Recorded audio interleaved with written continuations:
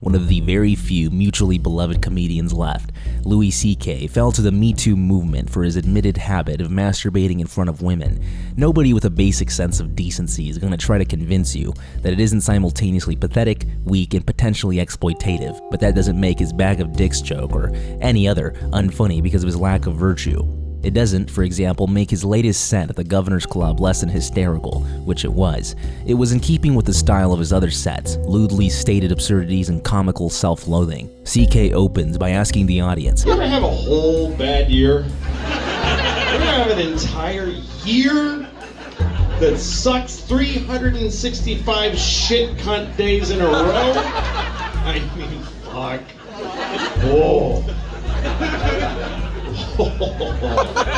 Maybe he deserved that kind of year, but the outrage that he was met with for this set at an obscure comedy club, which he wasn't even aware was being recorded, had very little to do with his past sins, and more to do with the target of his jokes. And his targets looked a lot more like David Hogg and Emma Gonzalez than Ted Cruz and Donald Trump. A world where he mocks Republicans only to be reluctantly offered back into the elite's good graces isn't hard to imagine by any means. That's what stood out as his cardinal sin. If he had come out swinging at the right, no doubt the New York Times would at least consider his atonement. Instead, scorn is heaped upon his fluorescent head because of his most controversial joke yet, that the Parkland kids have no expertise on gun policy. An obvious statement made in a comical fashion. We're told that this was an act of punching down, as though a fat, exiled, masturbating public menace could punch down a group of kids who've been esteemed as policy experts and given airtime to preach their case on every major media news outlet from CNN to MSNBC. Because his set is funny, his most vicious critics would rather pretend that it was hacky, unfunny, shallow,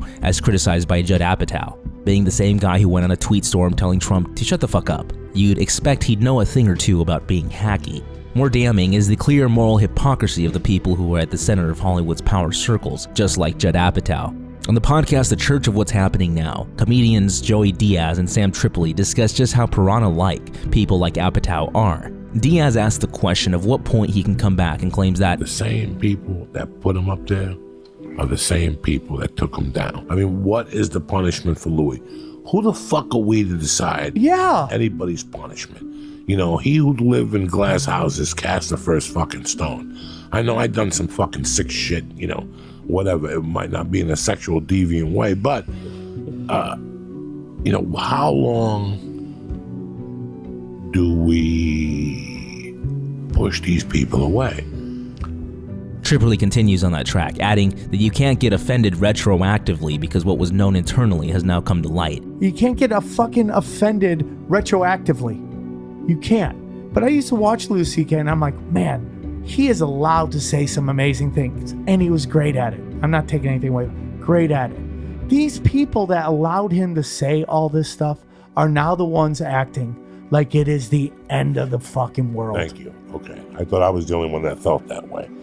All these people are calling him out are all were dying to work with him. And my biggest problem with Judd Apatow, and I know this isn't it, it's just like, why don't you go talk to him, man? Like, why do you gotta blast this guy on fucking Twitter, man? You're like, you used to work with this dude. I mean, like, they all worked with this dude. They all wanted to be in the Louis C.K. business. And nobody's shown, and they're all being disrespectful because it's all this virtual signaling going on. At the end of the day, dude, the crowd decides what's funny and what's not funny.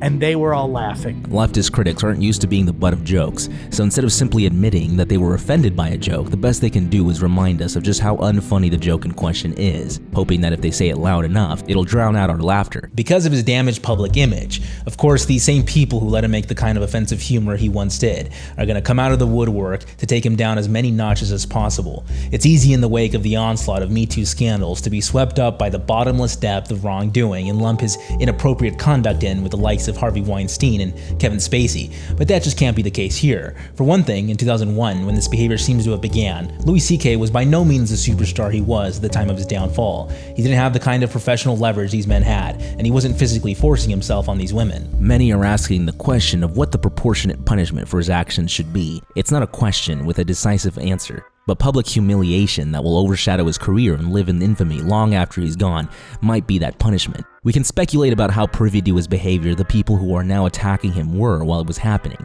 especially given that these rumors were widespread internally years ago. This has often been the case with Me Too revelations. There is no doubt that some of his most proudly outraged critics in the comedy world were aware, only now to heap upon him, either because it saves face publicly or because they think it absolves them of guilt. Either way, the perversion of the entertainment industry doesn't come near to beginning or ending with Louis C.K. To borrow from our first video, Hurricane Harvey, on the Weinstein case that brought this deluge of sexual scandals forward, it was certainly the case that nearly every Hollywood power broker knew of his vile acts for years and years and did nothing for the sake of landing another primetime role.